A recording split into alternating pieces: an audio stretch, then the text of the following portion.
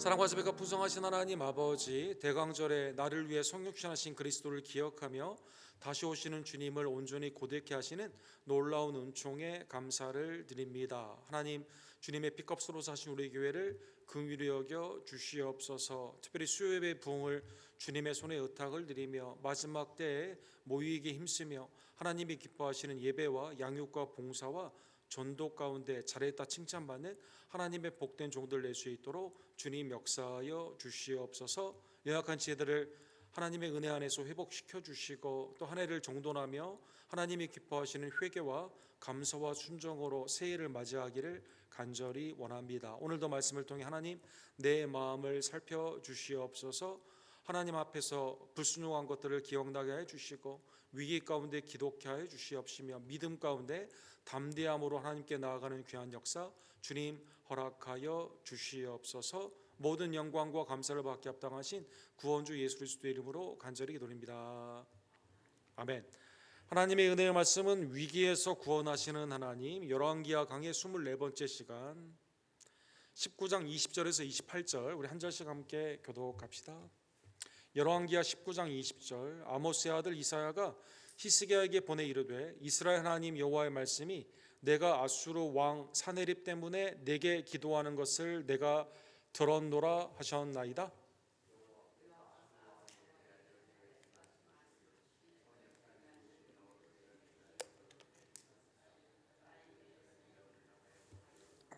내가 누구를 꾸짖었으며 비방하겠느냐? 누구를 향하여 소리를 높였으며 눈을 높이 떴느냐? 이스라엘의 거룩한 자에게 그리하여도다.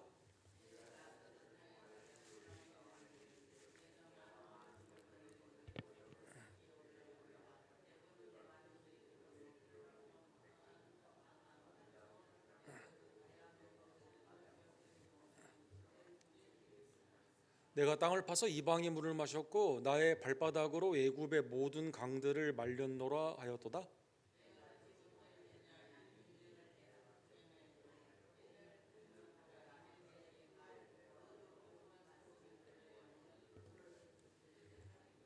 그러므로 거기에 거주하는 백성이 힘이 약하여 두려워하며 놀랐나니 그들은 들의 채소와 푸른 풀과 지붕의 잡초와 자라기 전에 시든 곡초같이 되었느니라. 같이 읽겠습니다. 내가 내게 향한 분노와 내 교만한 말이 내 귀에 들렸도다. 그러므로 내가 갈고리를 내 코에 꿰어 재갈을 내 입에 물려 너를 오던 길로 끌어 돌이키리라 하셨나이다. 아멘. 위기에서 구원하시는 우리 하나님의 은혜의 말씀을 함께 상고하기를 원합니다. 우리 한 4년 전에 노벨 평화상을 받았던 마랄라 유사푸자이라는 분이 있습니다. 그래서 이슬람권의 여성의 자유를 위해서 이렇게 활동한 그런 분인데 이분이 이제 한국의 문화에 대해서 관심을 가지면서 그 노벨 커뮤니티에서 받은 그 상금하고 그 다음에 펀드레이징을 해가지고 그 영화를 하나 제작을 하게 되었습니다. 제주도의 해녀, 그 다음에 남해안에 있는 해녀들을 중심으로 The Last of the Sea Woman이라고 우리 한국에서도 이렇게 개봉이 되었는데 토론토 영화제에서 이렇게 상을 받은 영화가 있습니다. 한글로는 마지막 해녀들이다라는 그러한 제목으로 나와 있습니다. 우리 한국의 그 해녀들이 정말 바다 깊은 곳까지 가가지고 숨을 2분에서 3분 정도 이렇게 참고 시면에까지 내려가가지고 이렇게 여러 해산물을 걷어올리는 그러한 것을 통해서 다 지금 60대, 70대 또 80대 할머니들이 되었는데 젊은 분들은 많이 하려고 하지 않죠. 이런 분들이 이 일을 하면서 이거 단순히 돈을 벌기 위한 것뿐만 아니라 이 환경 보호에 아주 그냥 선두주자로서 이 자연 보호를 위해서, 환경 보호를 위해서 힘쓰는 이 할머니들의 일상을 이렇게 쭉 이렇게 그려가고 있습니다. 근데 이제 이 할머니들의 대단한 독립성, 생활력, 그 다음에 이제 자기뿐만 아니라 주위 있는 사람들을 배려하는 그러한 것들 굉장히 다 좋은 것이 있는데 그 영화의 한 장면에 제가 굉장히 흥미로운 게 이제 새로 이 해녀나 아니면 해녀 경험을 하고 싶은 사람들이 이렇게 쭉 오게 되는데 이 교육하는 과정이 있어요. 거기에 이제 굉장히 옛날에 해녀로 아주 정말 명성을 날렸던 우리 김 할머니라는 분이 계신데, 이분이 가르치게 됩니다. 이제 이분은 직접 하지는 않고 가르치는 것을 하게 되는데, 이분이 그러면 왜 은퇴를 하게 되었는가? 이 아직 은퇴할 나이는 아니었거든요. 이분이 이제 자기의 경험을 통해서 새로 해녀가 되려고 하는 분들에게 이제 교훈하는 그러한 장면이 있습니다. 이분이 워낙 많이 이제 기술이 좋고 그 다음에 숨을 가장 오래 참는 분 중에 한 분이라고 합니다. 그래가지고 이 뭐 전복도 따고 뭐 해면의 깊은 곳에서 여러 가지를 따게 되는데, 이분이 이제 이렇게 얘기를 하는 거죠. 해녀는 언제 다치냐? 언제 이 해녀 일을 그만두게 되느냐? 이 폭풍이나 그 다음에 물살이 셀 때 다치는 게 아니라고 합니다. 이 잔잔하고 그 다음에 밑이 잘 보이는 햇빛이 잘 들어오는 날 많이 다친다고 합니다. 왜 다칠까요? 너무 잘 보이고 이게 수영하기가 너무 좋으니까요. 밑에 있는 해물들이 너무 잘 보여가지고 자기가 어느 정도 숨을 한 3분의 1 정도 하고 3분의 2 정도가 닿았을 때 앞에 보이더라도 빨리 올라와야 되거든요. 근데 이제 이때 올라오지 않고 너무나 좋으니까 자기 숨을 계산하지 못하고 욕심 가운데 더 많은 것을 타다가 많은 해녀분이 이렇게 다친다고 합니다. 그래서 참 교훈이다. 우리의 삶 가운데 외부에 있는 여러 가지 위험, 뭐 우리의 건강이나 아니면 우리의 그 주위에 있는 직장이나 나의 삶 가운데 외부에 있는 그러한 것들이 어려웠을 때는 우리가 오히려 깨어 있고 그 가운데 주의하고 또 하나님께 기도하며 나아가게 되는데, 언제 우리가 실수를 하게 됩니까? 내 생각으로 잘할 수 있다는 그러한 때, 내 모든 것이 풍족하다고 하는 그때, 그죠? 모든 것이 평안하다고 하는 그때 우리의 마음 가운데 죄의 미혹에 빠져가지고 탐심 가운데 우리가 실수할 때가 많다라는 것입니다. 우리 지난주에 하나님께서 전무후무한 히스기야를 통해서 블레셋까지도 정복을 하고 나라까지도 풍성하게 은혜를 주셨는데, 이제 아수르가 쳐들어오게 되었을 때 놀랍게도 히스기야가 하나님께 간구하지 아니하고 애굽의 군마를 이렇게 가져오려는 그러한 생각을 하게 됩니다. 이때 이 사네립의 이 아수르에 있는 그 장군인 랍사게가 와가지고 이 유다 말로 막 설교를 하게 되죠. 그래서 남유다가 풍전등화에 어려운 일들이 있게 됩니다. 남유다의 위기는 정치적으로는 당시에 아수르라는 군대 대국이 제국을 팽창하는 탐욕도 있을 것이고, 그 다음에 애굽이 도와주기로 했는데 도와주지 않는 애굽의 국력의 약화도 있을 것이고, 그 다음에 랍사게와라는 훌륭한 그 장군의 심리전에 말려 들어가는 그러한 것도 있을 것이지만, 궁극적으로 가장 큰 이 위기는 무엇으로 왔습니까? 하나님께 부르짖지 않고 애굽에게 힘을 부탁했기 때문이다라는 것입니다. 그래서 이 배경이 이사야 30장 1절에 나와 있죠. 패역한 자식들은 화 있을진저 그들은 계교를 부리나 나로 말미암지 아니하며 맹약을 맺으나 나의 영으로 말미암지 아니하고 죄의 죄를 더하는 도다. 그래서 바로의 애굽에 가서 군마를 구하는 이 사람 이것들, 히스기야를 비롯한 당시의 남유다, 이 북이스라엘도 호세 왕이 그래가지고 망했거든요. 마지막에 남유다가 이러한 위기 가운데 영적인 위기, 이건 바깥에 있는 외부의 어려운 위기보다도 내적으로 두려움 가운데 하나님을 경외하지 아니하고 애굽의 도움을 청했기 때문이다라는 것입니다. 자, 그래서 이제 랍사게 이 연설이 유다의 연설이 끝나게 되면서 이제 전갈이 왔어요. 랍사게가 이러이러하게 우리를 위협합니다라고 하게 되죠. 그래서 이 아수르에게 덤볐던 모든 나라 그들의 신들은 다 망했기 때문에 너는 히스기야 사실은 그 사람 외식하는 사람이다. 너희 보고 하나님 잘 섬기라고 한 것 같지만 애굽의 군마를 구하러 갔었다. 이렇게 말을 하면서 막 교란을 시키게 되는 이러한 상황 가운데, 그리고 랍사게가 마지막으로는 하나님을 모욕하죠. 그렇죠. 그래서 하나님은 힘이 없다.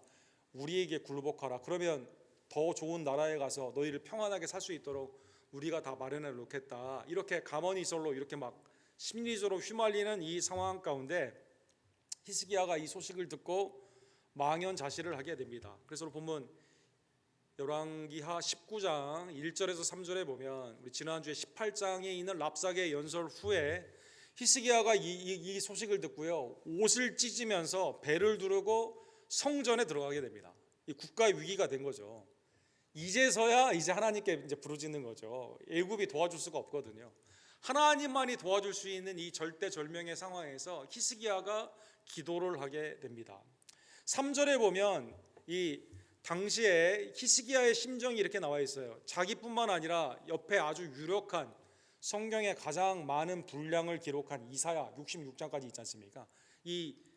그 장수로는 가장 많은 그 선지서인데 이사야에게 이렇게 부탁을 하죠. 기도를 부탁을 하죠. 오늘은 환난과 징벌과 모욕의 날이라 아이를 낳을 때가 되었으나 해산할 힘이 없도다. 그러니까 아무것도 하지 못하는 기진맥진한 우리 임산부가 아이를 낳아야 되는데 해산할 힘이 없으면 진짜 이 아이에게도 고통스럽지만 엄마가 얼마나 고통스럽습니까? 그것처럼 아무것도 할 수 없는 이러한 상황 가운데 환난과 모욕 가운데 우리를 위해 좀 기도해 달라라고 이렇게 부탁을 하게 되는 것이죠. 이때 하나님이 이사야를 통해 응답하여 주십니다. 이 하나님께서 야 네가 기도하는 거 그다음에 랍사게가 모욕하는 거 내가 다 들었다. 6절에 보면 여호와의 말씀이 너는 아수르의 왕 신복에게 들은 바 나를 모욕하는 말 때문에 두려워하지 말라. 두려워하지 말라고 하나님이 메시지를 주시게 되는 것이죠.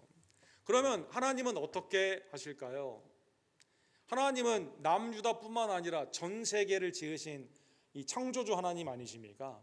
하나님께서요 그 사네립이라는 이 왕 마음 가운데 역사하여 주시게 되는 것이죠. 내가 한 영을 그의 속에 두어 그로 소문을 듣고 그의 본국으로 돌아가게 하고 또 그의 본국에서 그에게 칼에 죽게 하리라 하셨느니라. 그렇죠? 사네립이라는 이 아수르 왕의 마음을 하나님께서 컨트롤하셔가지고 그 마음 가운데 루머를 듣게 하고 루머를 듣고 본국에 갔는데 본국에는 누가 기다리고 있습니까? 쿠데타 이 부하들이 오기만을 기다리며 이 사람을 죽이려고 하는 생각을 가지고 돌아가서 암살을 당하게 된다는 것입니다.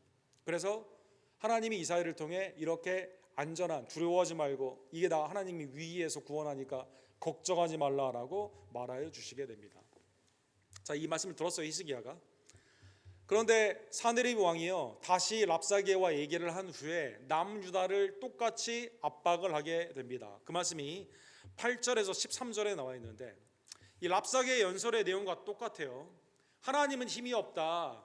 아수르의 군대는 당할 수가 없다. 정복한 여러 나라들이 있는데 하맛 왕, 아르밧 왕, 스발와인 왕, 헤나와 야와의 왕들이 다 멸망했기 때문에 이게 지금 아수르로부터 남유다까지 오는 그 중간에 있는 이방 왕들이에요. 다 우리가 쳤기 때문에 너희는 대항하지 못한다는 것입니다. 특별히 오늘 본문 10절에 보면 내가 믿는 내 하나님 예루살렘을 아수르의 왕의 손에 넘기지 아니하겠다는 말에 속지 말라. 그죠? 하나님의 능력을 평가절하하는 거죠. 그죠? 하나님을 모욕합니다. 아수르의 여러 왕이 여러 나라에 행한 바 진멸하는 일을 내가 들었나니 내가 어찌 구원을 얻겠느냐. 그죠? 이 하나님은 능력이 없기 때문에 또 여러 이방 왕들도 다 이방의 신을 섬겼지만 아수르 왕이 다 이겼거든요. 그래서 이 말을 믿지 말고 빨리 항복을 해라라고 이 전가를 보내며 그 다음에 군대를 이렇게 동원을 하게 됩니다.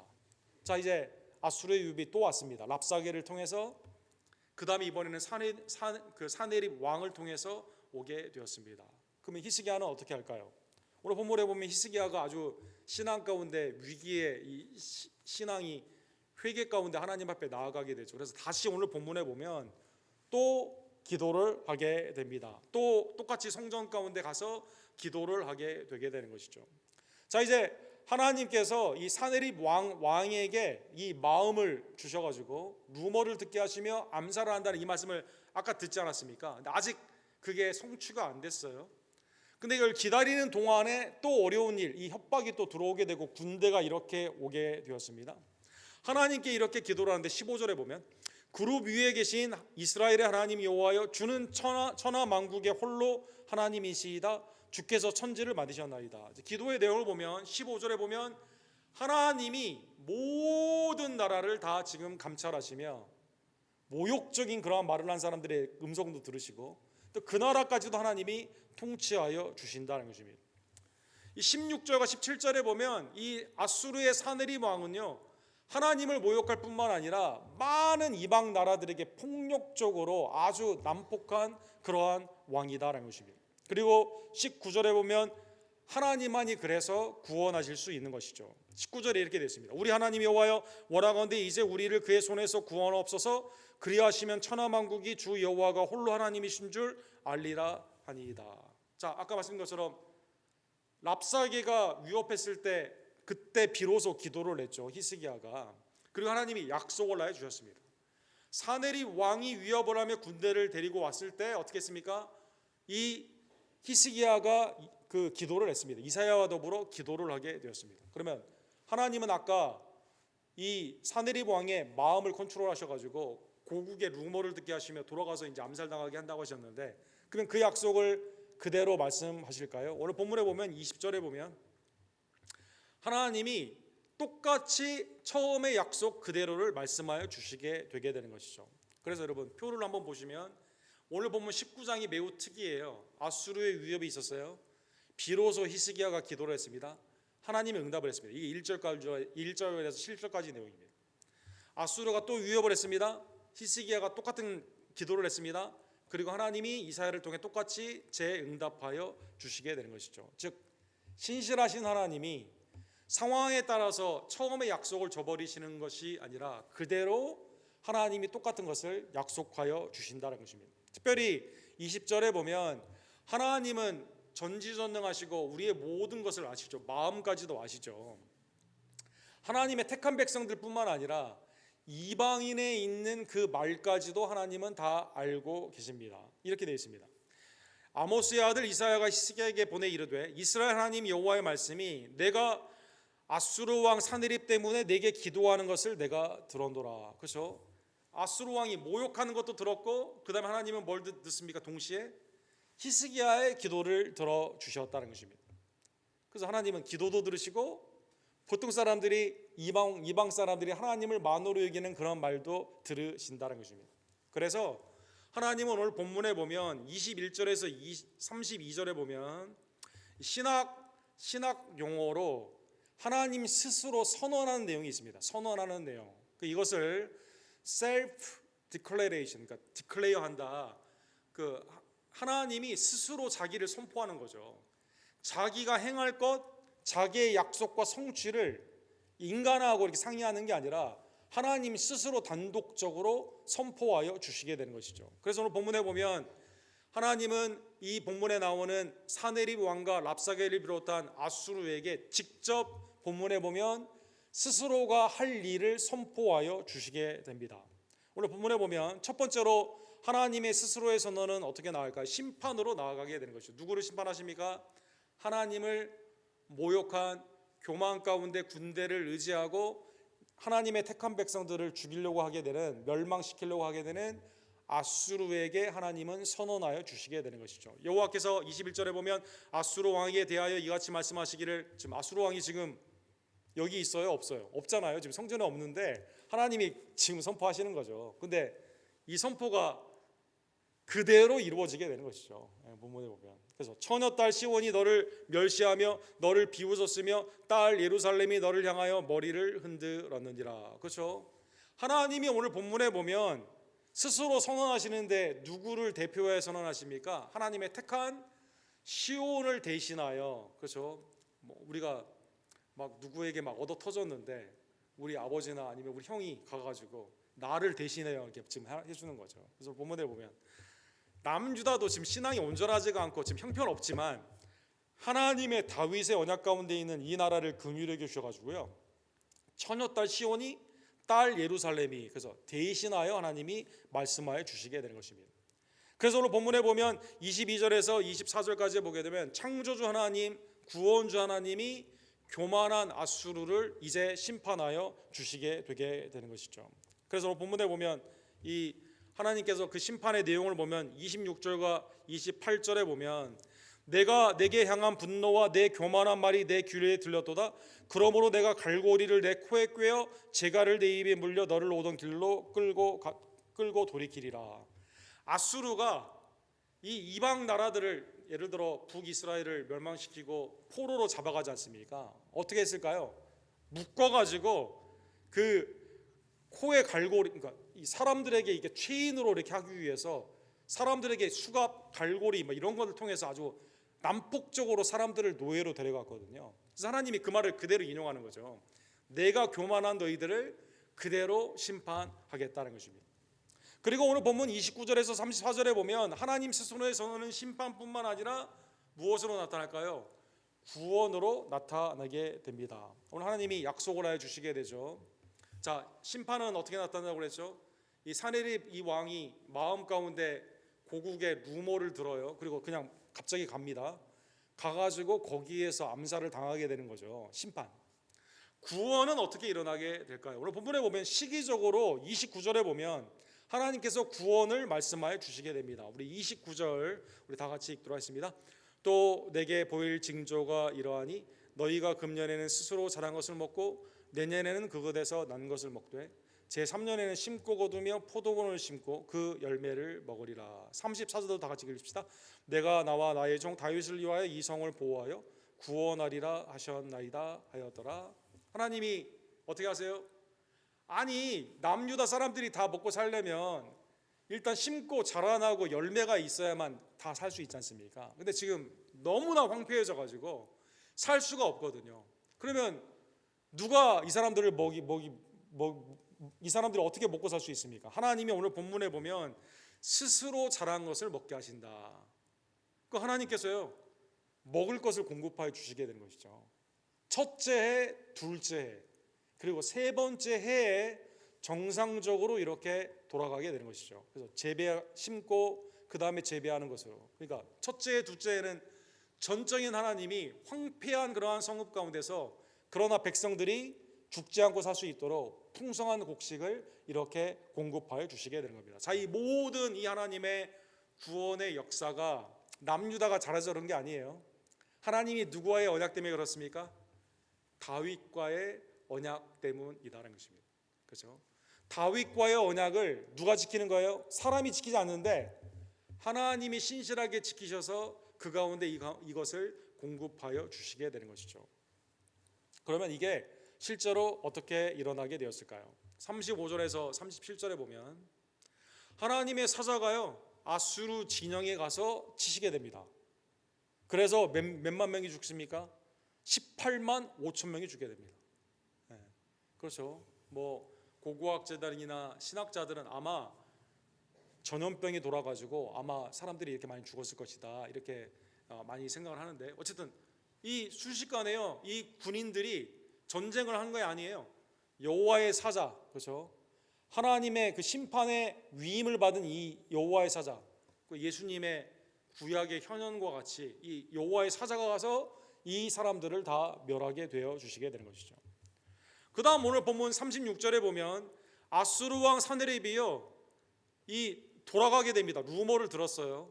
지금 자기 고향에 여러 가지 아마 엘람이라는 나라가 반역을 했다는 소식을 듣고 다시 길로 돌아간 것 같다고 역사적인 배경이 이렇게 되어 있습니다. 돌아가게 되면서 이 니스록이라는 신전에 들어가게 됩니다. 근데 거기에 우상 숭배하는 그 신전에 들어가게 되었을 때 아들람멜렉과 사레셀이 그를 칼로 쳐 죽이고 아라렛 땅으로 그들이 도망하며 그 아들 에살 핫돈이 대신하여 왕이 되니라. 하나님의 말씀 그대로요. 거기에 가가지고 아마 엘람이라는 나라가 반역했다고 해서 다시 가서 거꾸로 이제 그 나라를 치기 위해서 갔는데 거기에서 신전에 들어갔을 때 부하들이 암살을 해가지고 이 가운데 하나님의 말씀이 그대로 이루어지게 되는 것이죠. 사랑하는 성도 여러분, 이 일은 인간이 한 게 아닙니다. 이게 지금 히스기야나 남유다 백성들이 한 게 뭐가 있습니까? 기도밖에 한 거 없거든요. 아무것도 한 게 없어요. 근데 하나님이 오늘 본문에 보면 아까 이 말씀을 하시면서 누가 이 일을 한다고 하셨을까요? 31절에 보면 이렇게 되어 있습니다. 남은 자가 예루살렘으로부터 나올 것이요 피하는 자는 시온산에로부터 나오리니 여호와의 열심히 이 일을 이루리라 하셨느니라. 여호와의 열심히 이 일을 이루신다라는 것입니다. 아니 전쟁 가운데 그 18만 5천 명이나 죽는 이 전쟁, 그래서 아수르가 이제 여기서부터 이제 멸망을 하게 되거든요. 그러면 생각해 보면 이렇게 대군이 대패했기 때문에 성경 외에도 아마 기록이 있을 것이다. 그래서 이 아수르에 대한 기록을 이렇게 쭉 보게 되면 고고학자 이름을 따가지고 테일러가 발견했다고 해서 테일러 프리즘이라는 이 아수르의 이 역사가 있는 여기에 나와 있어요. 여기에 이 사건이 기록이 되어 있습니다. 예. 그래서 아수르가 패한 이 사건, 그렇죠? 오늘 본문의 배경 가운데 남쪽의 남유다와 전쟁 가운데 패하고 돌아오게 되면서 급진적으로 그 다음에 이제 왜 돌아올 수밖에 없었는가? 엘람이라는 나라가 반역을 한 그 가운데 엘람에 가서 아수르가 동시에 전쟁을 한 그 문양이 있어요. 지금도 이게 대형 박물관에 이렇게 있는데 오른쪽에 보면 이 모습이 이렇게 있는데 하나님의 말씀에 기록된 것이 고고학적으로도 위에 보면 그대로 있는 것을 알 수가 있게 되는 것이죠. 자, 오늘 본문의 말씀을 통해 인간은 위기 가운데요 할 수 있는 게 별로 없습니다. 그죠? 뭐 이게 경제적인 위기든지 아니면 정치적인 위기든지 그 다음에 우리의 삶 가운데 건강의 위기든지 우리가 해결할 수 있는 것이 매우 제한적입니다. 궁극적으로 우리 스스로가 죄에서 의롭게 될 수가 없는, 그렇죠? 우리 스스로가 죄를 해결할 수가 없거든요. 사망이라는 거대한 것이 내게 점점점 다가오게 되었을 때 아무것도 할 수가 없거든요. 하나님께서 오늘 본문에 보면 사내립과 랍사게와 같은 이 멸망을 앞에 둔 이 위기, 아이를 지금 낳기 직전인데 해산할 힘이 없는 이 나라 가운데 하나님이 다윗의 언약을 기억하여 주셔서 이 가운데 18만 5천 명이나 그리고 사내립 왕까지도 다 심판하여 주시게 되고 이스라엘이 황폐하지만 먹을 수 있을 정도로 하나님의 은혜 가운데 공급해 주시는 이것이 오늘 본문에 나오는 하나님의 열심, 여호와의 열심으로 된 것을 다시 한번 기억하며 하나님이 우리를 위해 일하시는 그 열심에 감사하는 주의 종 놀래기를 간절히 원합니다. 성경에 보면 하나님의 열심이 이루리라는 말씀이 몇 군데 나오죠. 그 중에 대표적으로 이사야 9장에 보면 이 말씀이 나와 있습니다. 전에 고통받던 자에게 흑암이 없으리로다. 옛적에는 여호와께서 스불론과 납달리 땅이 멸시당하게 하셨더니 후에 해변길과 요단 저쪽 이방의 갈릴리를 영화롭게 하셨느니라. 그렇죠? 남유다가 지금 형편없지만 하나님의 은혜 가운데 갈릴리에서 영화롭게 되는 거죠. 그럼 이게 어떻게 될까요? 지금 남유다가 다 형편이 없는데 너무나 그 유명한 이사야 9장 6절에 보면 이는 하나기가 우리에게 낳고 하나들을 우리에게 주신 바 되었는데 그의 어깨에는 정사를 메었고 그의 이름은 기묘자라 모사라 전능하신 하나님이라 영존하시는 아버지라 평강의 왕이라 할 것이니라. 아기를 우리에게 주신 거죠. 이 아기는 이사야 9장 7절에 보면 그 정사와 평강의 도함이 무궁하며 또 다윗의 왕자와 그의 나라에 군림하며 그 나라를 굳게 세우고 그 지금 이후로는 영원히 정의와 공의로 그것을 보존하실 것이라. 만군의 여호와의 열심이 이를 이룰 것이니라. 그래서 약 650여 년 전에 이사야를 통해서 하나님이 누가 하나님의 영원한 나라를 세워요? 영원히 정의와 공의 가운데, 그래서 무궁한 하나님의 놀라운 그 은혜의 나라, 평강의 나라를 누가 세웁니까? 놀랍게도 한 아기를 주셔서 이렇게 하신다는 것입니다. 그 한 아기는 누구일까요? 그 한 아기는 바로 우리의 구원주 예수 그리스도다라는 것입니다. 메시아의 이 예언을 이루기 위해서 누가 일합니까? 아무도 일하지 않았죠. 남유다는 멸망하게 되고 다 포로로 잡혀가게 되고 말라기 구약의 마지막 책에 보면 영적인 혼란 가운데 아니 그 총독은 잘 섬기면서 하나님을 섬기지 않고, 그렇죠? 예수님 당시 1세기에 로마의 학정 가운데서도 이 대제사장들은 로마와 결탁을 하고 바리새인들은 하나님의 은혜를 율법의 그 짐으로 바꾸게 되고 이러한 상황 가운데 사랑하는 여러분, 인간이 한 건 아무도 없어요. 누가 이 일을 했어요? 이사야 9장 7절 하반부 보는 것처럼 만군의 여호와의 열심히 이를 이루리라. 하나님이 우리를 위해 전적으로 다 하셨다는 것입니다. 사랑하는 성도 여러분, 예수님이 안식일에 병든 자를 고쳐주시죠. 그게 왜 안식일에 고치냐? 그 율법주의자들이나 바리새인들이 그렇게 말을 합니다. 이때 예수님이 뭐라고 말씀하셨을까요? 요한복음 5장 16절과 17절에 보면 그러므로 안식일에 이러한 일을 행한다 하여 유대인들이 예수를 박해하게 된지라 예수께서 그들에게 이르시되 내 아버지께서 이제까지 일하시니 나도 일한다 하시매. 그렇죠? 하나님은 지금 창조하시고 지금 안식 가운데 아무것도 안 하는 줄 알았는데 이 하나님의 안식이 어떻게 깨어졌어요? 인간이 죄를 범함으로 깨지 않았습니까? 하나님은요, 노아를 부르십니다. 아브라함을 부르십니다. 모세를 부르십니다. 다윗을 부르십니다. 하나님의 종들을 불러서 지금도 무엇을 위해 일하고 계십니까? 구원을 위해 지금도 일하고 계신다는 것입니다. 예수 그리스도가 지금 우리를 위해 죽으시고 부활하셨을 뿐만 아니라 지금도 우리를 위해 중보하시죠. 사랑하는 여러분, 성령을 통해 지금도 복음의 사역 가운데 여러분과 저를 쓰시고 말 없는 탄식으로 기도하시죠. 그리고 우리를 위해 다시 오시죠. 아버지가 일하시니 나도 일하신다. 주님의 열심, 아버지의 열심이 우리의 구원을 위해 지금 일하고 있는 이 시간. 사랑하는 여러분, 에베소서 1장 11절에 보면 하나님은 창조 전에 우리를 이미 구원을 예정하시고 아들을 통해 속량하시며 성령을 통해 인쳐주시지 않습니까? 일하시는 하나님에 대해 뭐라고 표현했을까요? 에베소서 1장 11절에 보면 모든 일을 그의 뜻의 결정대로 일하시는 이의 계획을 따라. 하나님이 다 이걸 계획하시고요, 아니 창세 전에 여러분과 저를 택하시고 그리스도를 통해 속량하시고 성령을 통해 이렇게 인쳐주시는 이 사역, 하나님이 다 계획하시고 그냥 알아서 해, 이게 아니라 전적인 하나님의 은혜 안에서 지금 그 일을 온전히 일하시고, 그래서 우리의 구원은 하나님의 은혜 안에서 반드시 시큐어, 안전하게 되는 것이죠. 지금도 우리를 위해 일하시는 하나님의 은혜에 감사하는 주의 종들 되기를 간절히 원합니다. 그래서 사랑하는 성도 여러분, 위기 때 특별히 사랑하는 성도 여러분, 평소에도 물론이지만 위기 때 하나님께 더욱더 기도로 간구하는 살 길은 주님밖에 없음을 깨달으며 주님께 온전히 일하시는 주님께 기도하는 주의 종들 되기를 간절히 원합니다. 시편 37편 39절 우리 다 같이 읽도록 하겠습니다. 의인들의 구원은 여호와께로부터 나오나니 그는 환난 때에 그들의 요새시로다. 그렇죠? 의인들의 구원은 누구로부터 와요? 하나님으로부터 오는 거거든요. 다른 사람, 다른 어떤 돈, 권력, 명예가 어떻게 할 수 있는 것이 아니라 오직 하나님만이 우리의 구원주가 되심을 다시 한번 깨달으며 환난 때의 요새가 되시는 하나님께 의지하는 기도하는 주의 종들 되기를 간절히 원합니다. 신약에도 야고보서도가 뭐라고 그랬습니까? 야고보서 5장 13절에 보면 너희 중에 고난당하는 자가 있느냐? 그는 기도할 것이요 즐거워하는 자가 있느냐? 그는 찬송할지니라. 고난 중에 기도하는 주의 종들 되기를 간절히 원합니다.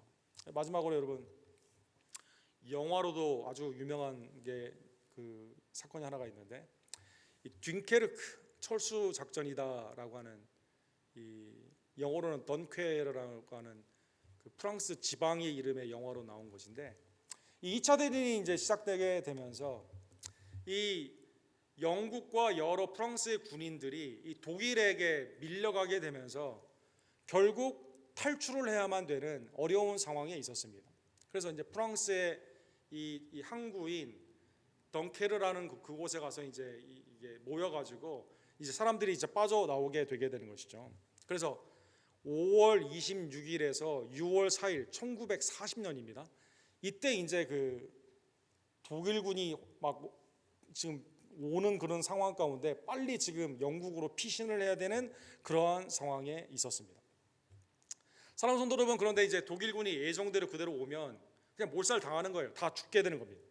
근데 이제 이때 이 영국의 왕이 있었는데, 이 윈스턴 처칠이 그 당시에 총리였고, 영국의 왕이 이 조지 6세라는 왕이 있었습니다. 이 조지 6세라는 왕이 이 작전 아무리 생각해도 이건 거의 불가능해요. 제대로 그 독일군이 그대로만 온다면 여기에서 모든 사람들이 다 죽게 되거든요.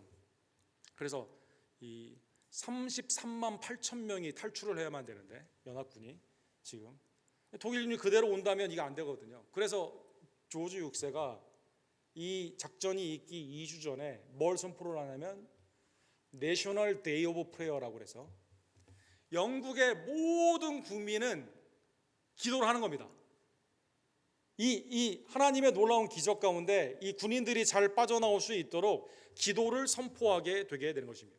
그래서 5월 26일 날 기도를 선포하게 됩니다. 그래서 영국의 국민들이 이날 다 시간을 정했고 모든 라디오, 모든 TV 이날은 그냥 기도하는 거예요. 계속 사람들이 다 기도를 하게 되었습니다. 이 작전이 어떻게 됐을까요, 여러분? 영화 보신 분도 많이 계시겠지만, 이 놀랍게도 이 날씨가 도와줘야만 되는데 이 독일군이 오는 데는 기후가 좋지 않고 연합군이 탈출하는 여기에는 기후가 좋았습니다. 그래서 군인 그 배뿐만 아니라 전투선뿐만 아니라 일반 사람들이 있는 이 조그만한 통통배들 있지 않습니까? 이것까지 와가지고 34만 8천 명이 다 피해 없이 빠져나오게 되는 것이죠. 그게 유명한 이 덩케르의 기적. 이 기적, 사랑하는 여러분. 전술이 좋아서 빠져나온 게 아니에요. 다 그냥 못 살다기 직전입니다. 그냥. 하나님께서 날씨를 통해서, 하나님은 이 날씨의 이 기후를 통해서 구원하시는 이 하나님은 무엇을 들었을까요? 기도를 들으신 거죠, 사랑하는 성도 여러분. 위기 가운데 하나님만이 도울 뿐임을 다시 한번 깨달으며 여러분과 제가 하나님의 은혜 안에서 우리의 개인, 특별히 교회를 위해서, 또 우리 떠나온 우리의 고국과 미국을 위해서 함께 기도하는 주의 손을 내기를 간절히 원합니다. 기도합시다. 사랑과 자비가 풍성하신 하나님 아버지, 오늘도 하나님의 은혜 안에서 시스기야가 위기 때 기도했을 때 하나님이 그 기도를 들으시고 심판과 구원 가운데 아수르에게는 그 교만한 아수르 사네립 왕은 심판하시고 이스라엘은 구원하여 주시는 놀라운 은총을 주심에 감사를 드립니다. 날마다 언약을 기억하시며 만군의 여호와께서 열심 가운데 이 구원을 위해 일하시며, 그리고 지금은 성령 하나님을 통해 그리스도의 아름다운 중보함으로 오늘도 말씀을 통해서 우리 가운데 역사하시는 하나님의 열심에 진심으로 감사와 영광을 올려드립니다. 하나님, 우리 언덕교회 모든 지체들 매일의 삶 가운데 기도할 뿐만 아니라 삶 가운데 우리가 해결할 수 없는 여러 문제들 가운데 먼저 하나님 앞에 우리의 모든 것을 내려놓고 주님 앞에 의지하며 기도하는 하나님의 복된 종들 낼 수 있도록 주님 역사하여 주시옵소서. 고난 가운데 기도하며 기쁨 가운데 하나님께 찬미를 드리며 매일의 삶 가운데 서로 사랑과 선행을 격려하고 중보자 되시는 하나님께 온전히 나아가 함께 기도하는 우리 언덕교회 될 수 있도록 주님 역사하여 주시옵소서. 예수 그리스도의 이름으로 간절히 기도드립니다.